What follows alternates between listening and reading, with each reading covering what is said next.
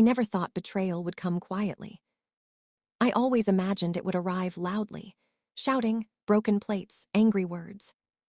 But the truth is, the most painful betrayals whisper. My name is Clara. For 8 years, I believed I had built a peaceful life. I was married to Adam, a man everyone described as kind, calm, and dependable. He never raised his voice. He never caused scenes. People trusted him instantly. After my father died, my mother, Alina, came to live with us. She was grieving, fragile, and lonely. I wanted to protect her. Adam welcomed her warmly. He said family should always stay together. At first, everything felt right. My mother cooked meals for us. Adam helped her with groceries. We laughed at dinner. Friends admired our perfect family. I thought I was lucky. I didn't notice when small things began to change. Adam stopped asking me about decisions. My mother started answering for him. When I spoke, they exchanged looks. It was subtle, almost invisible. Whenever I mentioned feeling uncomfortable, Adam would smile gently and say, "You're imagining things, Clara." And my mother would add, "He loves you, you're just tired." I believed them.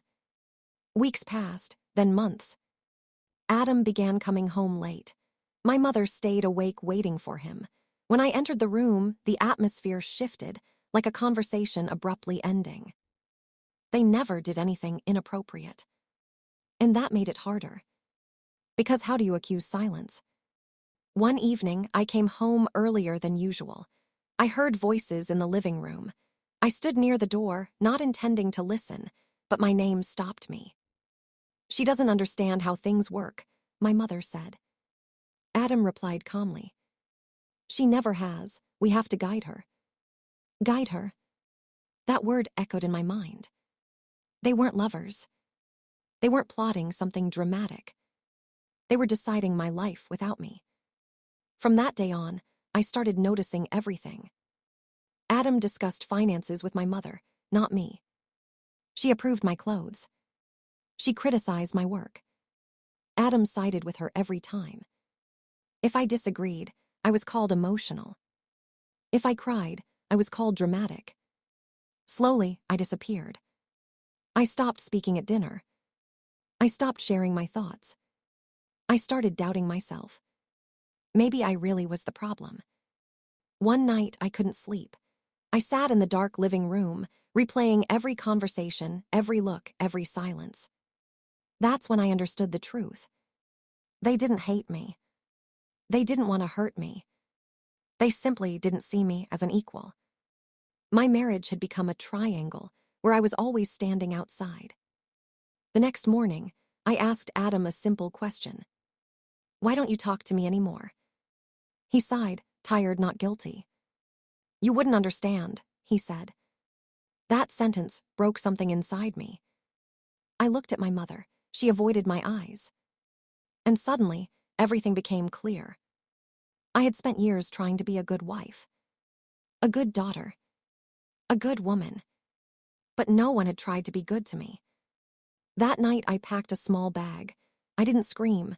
I didn't accuse. I left a note. I deserve a voice in my own life. When I closed the door behind me, I felt fear. But I also felt something new. Relief. Sometimes betrayal doesn't come from strangers. Sometimes it comes from the people who smile at you every day. And sometimes, walking away is not weakness. It's survival. Leaving the house didn't end the story. It only began the part no one warns you about. The silence after I left was louder than any argument. For the first few nights, I stayed at a small rented room near my office. The walls were thin. The bed creaked. The window faced another building's wall. But for the first time in years, the air felt mine. No one corrected my words. No one decided for me. No one told me how to feel. Still, the guilt followed me. I checked my phone constantly. A message from my mother. A call from Adam. Nothing. Days passed. Then my mother called. Her voice was calm, controlled, almost disappointed. "Clara, where did you go?" she asked. You embarrassed us. Not worried. Not sorry. Embarrassed. I realized then that I had never been her daughter first. I had always been a responsibility. Adam called the next day. You're overreacting, he said. We were just trying to help you grow. Grow. As if love was a lesson I failed. I didn't argue. I didn't explain. I simply said, I'm choosing myself. He hung up. That night, I cried, not because I missed him, but because I finally understood how small I had been made to feel. Weeks later, I began rebuilding quietly. I opened a separate bank account. I took extra shifts. I learned how to sit alone without apologizing for existing. People noticed the change before I did. You look lighter, a coworker said. You speak differently now. Confidence doesn't arrive suddenly. It grows slowly, like breathing after holding your breath too long. One evening, I ran into Adam at a cafe. He looked tired, older. My mother wasn't with him. He tried to smile. You didn't have to leave like that. I looked at him and felt nothing. No, I replied calmly. I had to. He asked if we could talk. I said no. Because healing doesn't require closure from the people who broke you. Later, I learned my mother had moved out too. They couldn't control each other the way they once controlled me. That was the irony. The moment I stepped away, their power disappeared. Some people don't miss you. They miss the role you played. And I was done playing mine. I never went back to that house. But I went forward, stronger, clearer, and finally whole. Freedom is not loud. It arrives quietly, almost unnoticed. At first, my new life felt unreal, like I was living inside someone else's story. I woke up without fear. I ate without being watched. I spoke without preparing excuses. But healing is never a straight road. Some mornings, I still heard my mother's voice in my head. You're selfish. You're ungrateful. You'll regret this. And sometimes, I almost believed her. One night, I received a message from an unknown number. It was short. Your mother is sick. I stared at the screen for a long time. The child inside me wanted to run back. The woman I had become hesitated.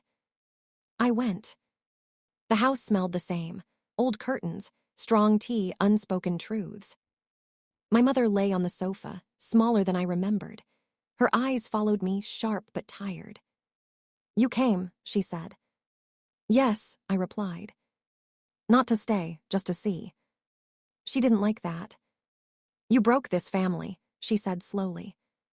You walked away when we needed you. I finally said the words I had swallowed for years. No, I said. I survived a family that needed control, not love. Silence filled the room. Adam stood near the door, avoiding my eyes.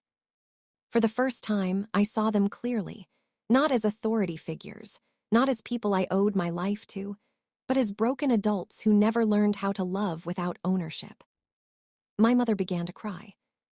But it wasn't the kind of cry that asks for forgiveness. It was the cry of someone who lost power. I gave you everything, she whispered. I nodded. Yes, I said softly. But you never gave me choice. That moment changed something inside me. I realized forgiveness does not always mean reconciliation. Sometimes, it only means letting go of the hope that people will change. I left again. And this time, I didn't look back. Months passed. I built routines that belonged only to me. Morning walks. Late-night books. Silence that felt safe. Then something unexpected happened. I met someone new. Not love at first sight. Not fireworks. Just respect.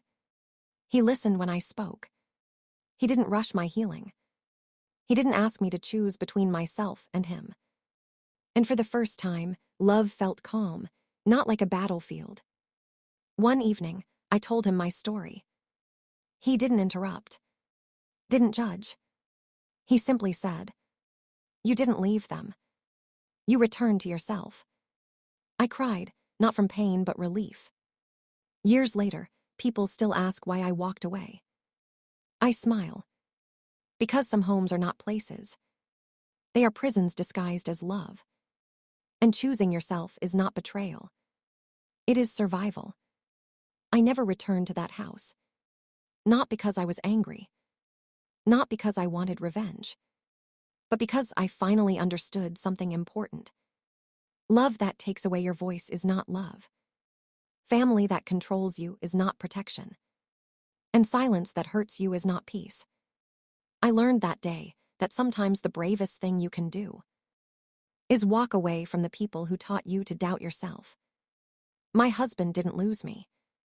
My mother didn't lose me. They lost the version of me that stayed quiet. I didn't leave to hurt them. I left to save myself. And in doing so, I found something I had never truly had before. Freedom. Not loud freedom. Not dramatic freedom. Just the quiet kind that lets you breathe without fear.